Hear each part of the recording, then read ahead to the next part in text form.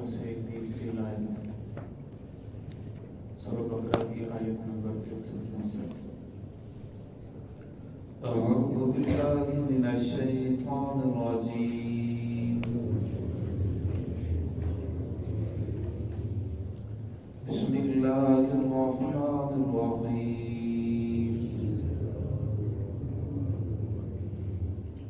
इन्ना फी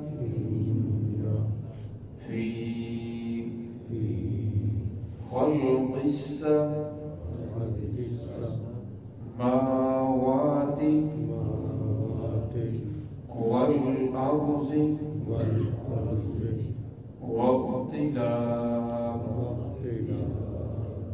फिल लैलि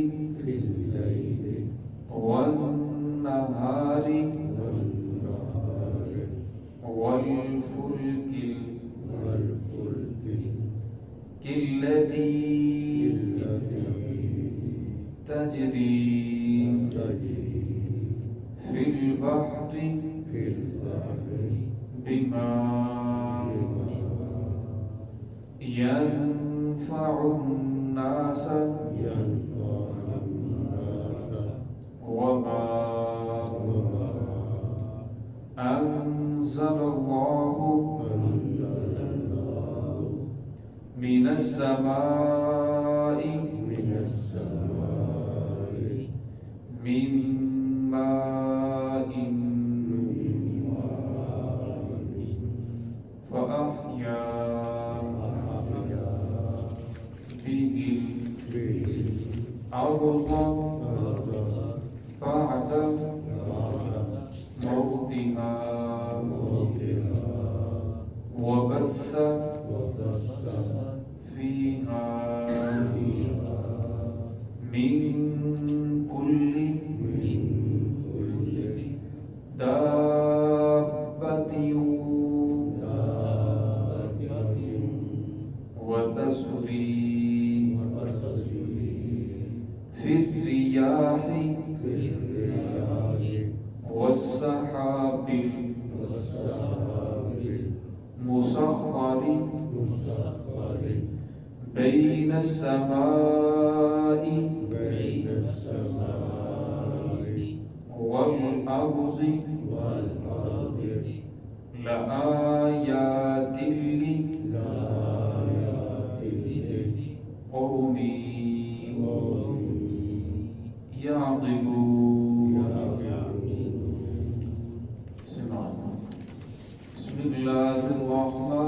बिस्मिल्लाहिर्रहमानिर्रहीम।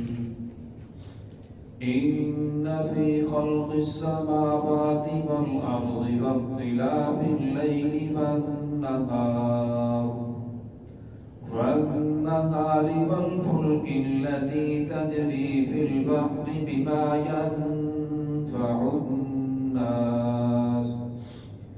यनफ़उन्नास वमा अंज़लल्लाहु मिनस समाई मिन माइन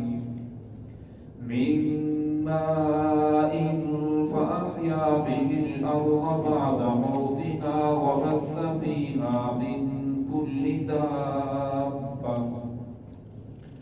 वतस्रीफ़िर रियाहि वस्सहाबिल मुसख़्ख़रि बैनस समाई वल अर्ज़ि लआयातिन लिक़ौमि यअक़िलून।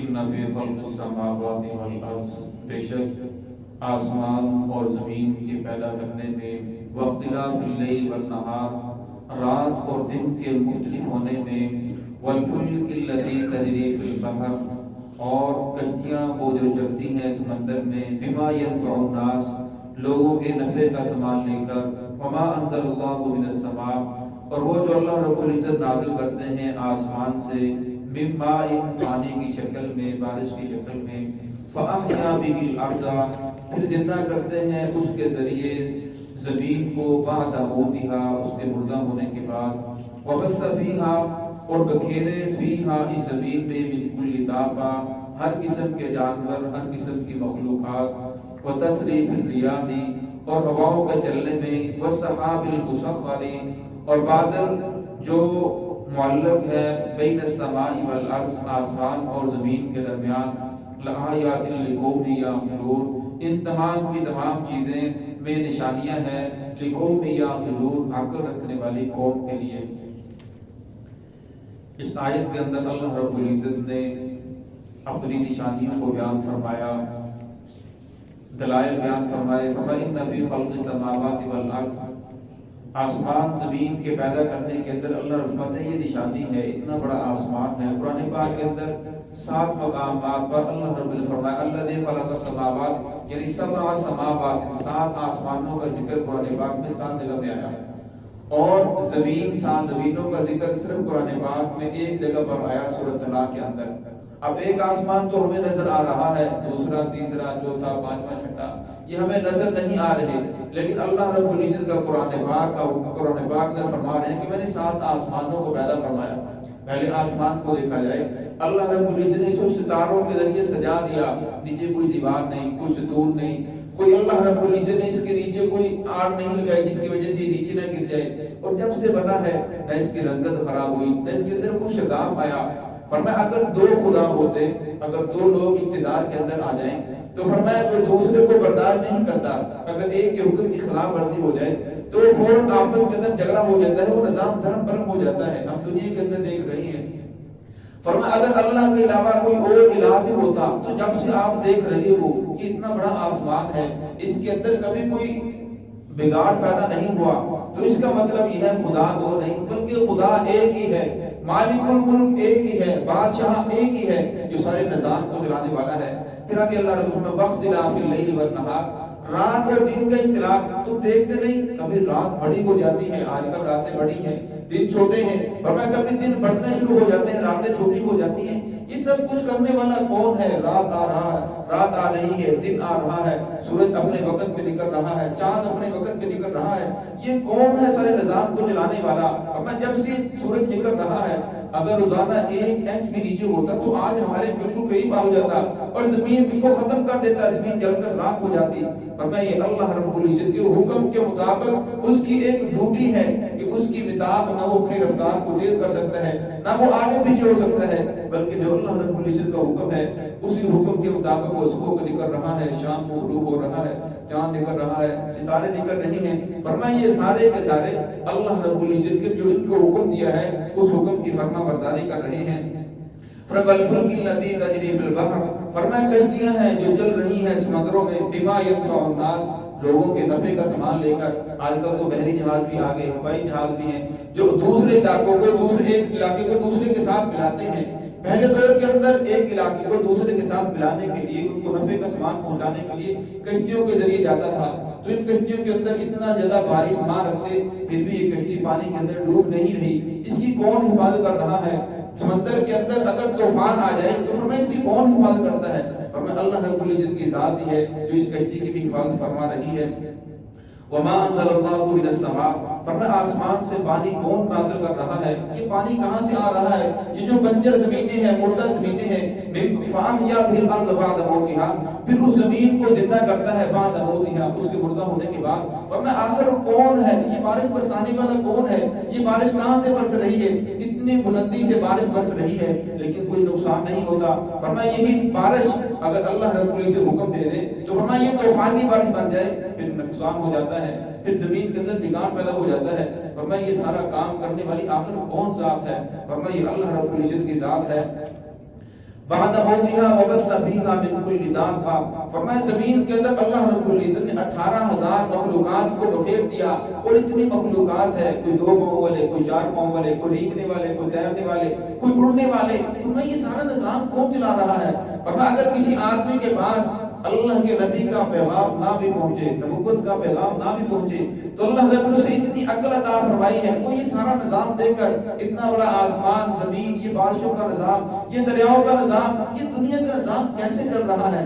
فرمایا اسے دیکھ کر اللہ رب العزت کی ذات کے اوپر ایمان لانا اس کے اوپر بھی واجب ہے۔ اگر اس کے پاس کوئی پیغام لے کر، نبوت کا پیغام لے کر نہ بھی پہنچا تو اس کے لیے یہ ضروری ہے کہ یہ نظام آخر کیسے چل رہا ہے، اس کے بارے میں اسے غور و فکر کرنی چاہیے۔ فرمایا جب مومن غور و فکر کرتا ہے تو اس کا نیکی کرنے کو دل کے اندر بڑھتا ہے، نیکی کی محبت بڑھتی ہے، نیکی کرتا ہے، گناہوں سے نفرت ہوتی ہے۔ تو اسی لیے فرمایا وَالسَّحَابِ الْمُسَخَّرِ بَيْنَ مِنْ كُلِّ دَابَّةٍ وَتَصْرِيفِ الرِّيَاحِ۔ وہ فرمایا ہواؤں کو کون چلاتا ہے؟ کبھی مشرق سے چل رہی ہے، کبھی مغرب سے چل رہی ہے، کبھی شمال سے، کبھی جنوب سے، کبھی ہوا ٹھنڈی ہوتی ہے، کبھی ہوا گرم ہوتی ہے، اور کبھی ہوا اتنی تیز ہو جاتی ہے تو یہ آندھی کی شکل اختیار کر جاتی ہے، اور پھر فرمایا کہ یہی آدمی کے لیے نقصان کا باعث بن جاتی ہے۔ وَالسَّحَابِ الْمُسَخَّرِ بَيْنَ السَّمَاءِ وَالْأَرْضِ۔ فرمایا آسمان اور زمین کے درمیان جو بادل لٹک رہے ہیں، یہ بادل معلق ہیں، ان بادلوں کو کس نے معلق کیا؟ اگر یہ برسنا شروع کر دیں تو فرمایا سیلاب کی شکل اختیار کر دیں، اگر نہ برسیں تو دنیا کے اندر پانی کی قلت محسوس ہونے لگے، جانور انسان بھوک پیاس سے مرنے لگے۔ فرمایا آخر کون ذات ہے جس نے ان بادلوں کو آسمان زمین کے درمیان معلق کیا ہے؟ کیسے معلق کیا ہے؟ یہ اللہ رب العزت کی ذات ہی جانتی ہے۔ فرمایا لآیات لقوم یعقلون، ان تمام کی تمام چیزوں کے اندر یہ تمام کی تمام نشانیاں ہیں لقوم یعقلون، عقل رکھنے والی قوم کے لیے، غور و فکر کرنے والی قوم کے لیے۔ فرمایا جس ذات کو اللہ رب العقل سلیمہ عطا فرمائی وہ غور و فکر کرتا ہے۔ امام شافعی رحمۃ اللہ علیہ سے کسی نے سوال کیا کہ آپ نے اللہ کو کہنے سے پہچانا، آپ کیسے جانتے ہیں کہ خدا ایک ہے؟ آپ کو پاس کیا دلیل ہے؟ تو سامنے شہتور کا درخت تھا، تو کہنے لگے دور جانے کی بات نہیں، اس درخت کو دیکھو، اس کا پتا اگر وہ ہرنی کھاتی ہے تو اس سے کستوری نکل رہی ہے، اگر ریشم کا کیڑا کھاتا ہے تو وہ ریشم بنا رہا ہے، اگر اونٹ کھاتا ہے تو مینگنیاں کر رہا ہے۔ فرمایا پتا ایک ہے اور اس کے اندر اتنا بڑا انقلاب یہ پیدا کرنے والا کون ہے؟ فرمایا ایک ہی ذات ہے جو اس کے اندر اتنا بڑا انقلاب پیدا کر رہی ہے۔ فرمایا اگر انسان اللہ رب العزت کی ذات کو سمجھنا چاہے تو اللہ رب العزت نے انسان کے وجود کے اندر کتنی نشانیاں ہیں۔ انسان ایک وجود ایک بہت بڑی فیکٹری ہے۔ فرمایا آج کل جو ڈاکٹر حضرات بتاتے ہیں کہ آنکھ کا اسپیشلسٹ ہے، گھٹنے کا اور اسپیشلسٹ ہے، اور اسی طرح گردے کا اسپیشلسٹ، ہارٹ کا اسپیشلسٹ، فرمایا ہر لیکن اللہ رب العزت نے اتنا بڑا نظام چلایا ہے، اور فرمایا اس نظام کو آخر کون چلا رہا ہے؟ فرمایا انسان کو غور و فکر کرنی چاہیے اور اللہ رب العزت کی ذات کے اوپر ایمان لے کر آنا چاہیے کہ خدا صرف ایک ہی ہے، سارے نظام کو وہی چلا رہا ہے، باقی جتنے بھی ہیں یہ ساری خدا کی مخلوقات ہیں، کوئی خدا کا شریک نہیں ہے۔ اگر یہ شریک ہوتا تو یہ جتنا نظام آپ کو چلتا ہوا نظر آ رہا ہے تو کب سے اس کے اندر بگاڑ آ چکا ہوتا، کب سے یہ ختم ہو چکی ہوتی۔ تو دعا ہے کہ اللہ رب العزت ہمیں اپنی قرآن پاک کی آیات کو پڑھ سمجھ کر پڑھنے کی توفیق عطا فرمائے۔ بسم اللہ الرحمن